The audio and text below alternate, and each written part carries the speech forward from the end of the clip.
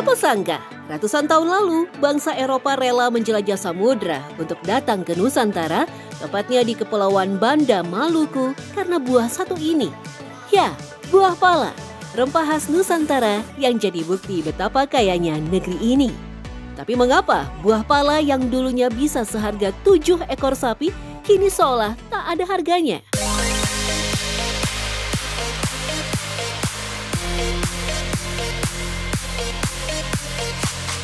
Selain Kepulauan Banda, Maluku, yang menjadi tempat lahirnya buah pala, ternyata Kampung Buntar di Kecamatan Bogor Selatan juga dikenal sebagai kampung penghasil buah pala. Berjarak sekitar setengah jam dari pusat kota Bogor, Kampung Buntar masih banyak ditumbuhi pohon buah pala. Tak heran, banyak orang di kampung ini piawai membuat manisan pala. Nama Buntar itu awalnya itu dari kata bukit yang ada suara-suara tar, kayak suara-suara tembakan. Nah dulu karena Kampung Buntar ini pernah menjadi sasaran tembak tentara-tentara yang latihan di daerah Skip, Lawang Gintung. Jadi arahnya tembakan ini menuju arah kampung sini. Nah, dan sebelum Kampung Buntar itu juga pernah disebut nih daerah sekitar ini lembur kosong. Jadi lembur yang tidak ada penghuni gitu ya. Karena ditinggalin sama penghuninya mengungsi karena khawatir karena sasaran tembak. Jadi masih banyak kebun-kebun oleh warga masyarakat ini yang ditanam pohon pala gitu. Jadi pohon pala ini bagi mereka ada semacam tabungan sebetulnya. Karena pala ini tidak laku. Seiring perjalanan waktu, populasi berkembang. Mulai banyak kebutuhan soal hunian alias rumah. Tak ayal, kebun pala dikorbankan, ditebang untuk dijadikan rumah.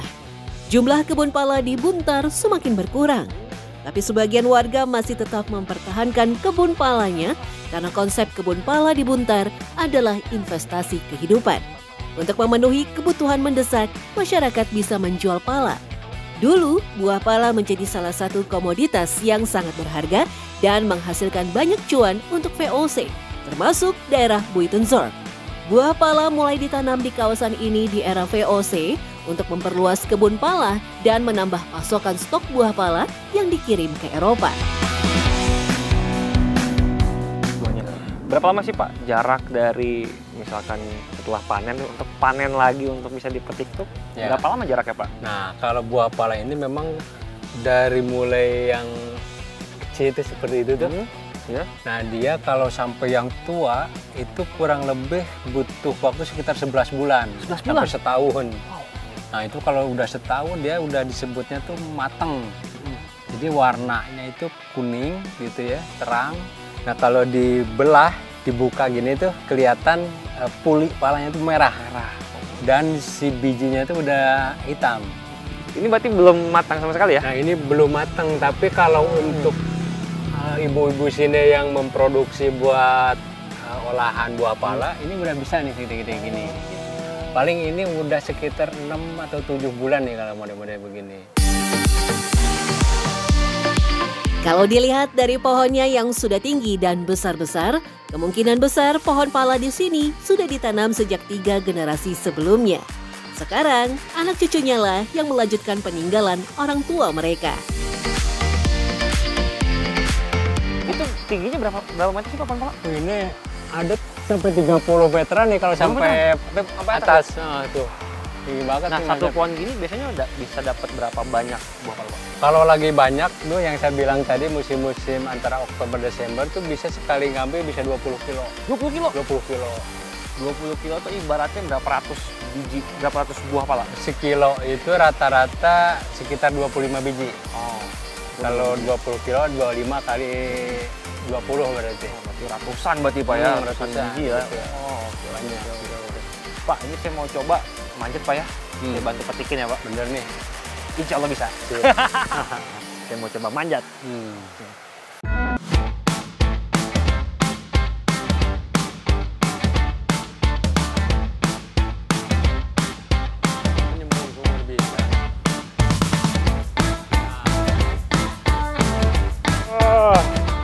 Nah, saya sudah sampai setengah pohon palanya. Cuman karena memang saat ini lagi jarang ya, lagi bukan musim panen ya Pak ya. Jadi nggak terlalu banyak ya buah palanya dan cukup jauh-jauh dari jarak antara dahan dengan buah palanya. Cuman saat ini saya masih berusaha untuk mencari buah palanya karena cukup jauh dari tangan saya cukup kesulitan.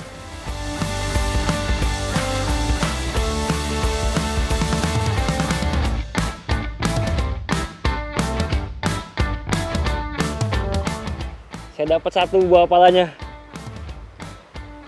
Ini udah matang belum sih Pak? Udah ya? Udah matang ini? Coba saya cari lagi ya. Saya dapat lagi buah palanya. Sama juga ukurannya cukup besar. Mantap. Habis ini saya mau cobain di bawah. Rasanya seperti apa sih buah pala ini? Berbeda dengan zaman dulu, harga pala saat ini tak semahal era kolonial. Apalagi setelah abad 19, bangsa Eropa telah mengembangkan perkebunan pala di luar Nusantara. Selera konsumen terhadap rempah-rempah pun berubah, pala tidak lagi menjadi pilihan utama seperti dulu. Kini malah dijadikan manisan, dodol, dan sirup. Selain itu juga sebagai obat masuk angin dan rematik. Ini adalah buah pala yang tadi sudah saya petik di kebun. Sekarang mau diolah Bu. Ini buah pala ini bisa diolah jadi apa aja sih Bu? Daging buahnya ya yang kami olah itu bisa jadi minuman, terus sirup, kemudian manisan, bisa dibuat manisan basah, manisan kering gitu, terus permen, kemudian bisa juga dibikin kayak teh pala gitu, buat yang apa namanya diet gula gitu kan, mereka pengen menikmati pala tapi tanpa gula gitu kan. Kalau manisan semuanya itu kita ada gulanya ya gitu, karena ini asam dan sepet gitu, jadi harus ditambahin gula. Kalau yang buat bumbu rempah itu yang bijinya nih yang seperti ini Bu ya? Nah ini bijinya. Nah itu yang paling mahal, yang punya nilai ekonomi itu yang itu. Kalau daging buahnya tuh jarang dimanfaatkan karena itu tadi prosesnya harus dikupas dulu, direndam dulu, diberi gula kayak gitu. Jadi perlu tambahan modal ya gitu. Daging buah pala memang jarang dimanfaatkan oleh kebanyakan orang. Bangsa Eropa yang dulu datang ke Nusantara pun lebih fokus pada biji pala yang digunakan sebagai bahan masakan. Sebenarnya, warga Buntar memanfaatkan semua bagian dari tanaman pala. Mulai dari daun, dagingnya, pala yang masih muda, yang sudah tua, dan juga fuli atau selaput bijinya sebagai tambahan obat-obatan herbal dan kosmetik. Kalau untuk dijual Bu, biji pala ini yang buat si fulinya ini yang mahal Bu ya? Yang merahnya yang mahal? Iya, yang paling mahal itu. Berapa sih Bu dijualnya biasanya? Itu bisa sampai 300 sampai 500 ribu per kilo. Per kilo? Iya. Tapi untuk si fulinya doang yang merah doang nih? Yang sudah kering. Yang sudah kering. Kalau untuk bijinya?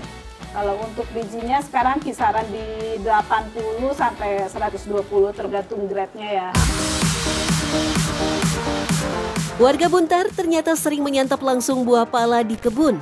Kami pun penasaran bagaimana rasanya buah ini sebelum diolah. Kalau masih di di daerah pertanian palanya itu, kalau kami itu suka dirujak gitu. Tinggal ngulek cabai garam atau bikin sambal gitu. Sambal bisa ya. Coba saya cobain Bu ya. Iya boleh. Saya mau cobain buah palanya nih. Buah pala asli. Buah pala asli langsung dari kebun. Kok keras Bu ya? Iya. Agak keras. Asam banget Bu ya? Iya. Asamnya kayak makan itu nyicipin lemon tahu. Ya kayak gitu. Sama sepetnya kayak sepet salak yang sepet banget gitu. Seger nih pagi-pagi kalau makannya langsung seger, langsung semangat.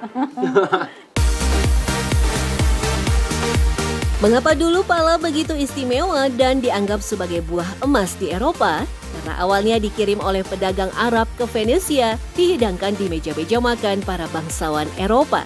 Pada abad ke-14, harga pala sangat fantastis. Di Jerman disebutkan bahwa 1 pound pala dihargai setinggi 7 fat oxen atau 7 sapi jantan dewasa yang gemuk.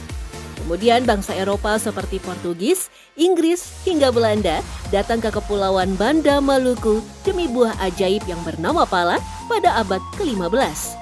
Namun akhirnya abad ke-16, VOC lah yang berhasil menguasai Banda dengan mengirim 2.000 tentara dari Batavia yang konon membuat belasan ribu nyawa warga Banda melayang.